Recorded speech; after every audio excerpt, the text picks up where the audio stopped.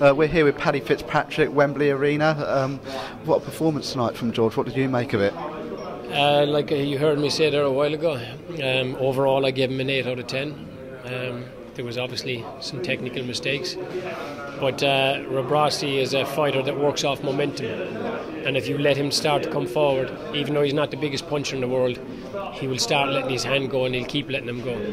So it was a case of he had to apply pressure and keep that pressure on. He had no choice. And I think Rebrasse, he surprised a few people in the crowd tonight.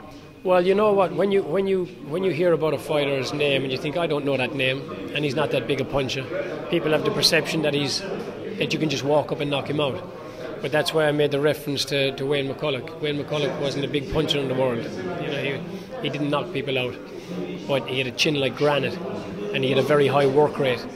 And even though he doesn't necessarily have a similar style to Rebrasse, the fact that he was a high work rate and a fantastic chin, people underestimate then the strength and the qualities that the man does. So it's easy to overlook the obvious by saying he can't punch in that, but when people don't know him, they underestimate him, and we could not afford to do that. George texted me last week and said, "Great news! I got a letter from the WBC.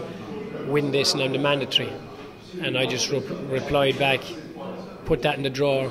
I don't care about it. Good for you, but I don't care about it. Think about Rebrasse and only Rebrasse, because we don't get past him, that leather is worthless." Definitely. And I mean, George mentioned this was his first step on the road to recovery. Is that next step now the world title? Or are you now looking at Anthony Durrell? Well, he's the mandatory for that. So we had this discussion last week. Anthony can say whatever he wants. He can say, "I'm not fighting George next."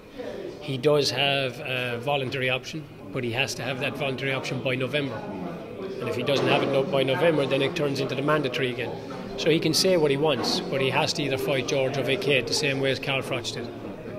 And in terms of when is George going to be back in the gym now? Are you going to have him back in on Monday, or is he going to have a little bit of time to rest after this? He will have 1 week off, and then he's back in the gym.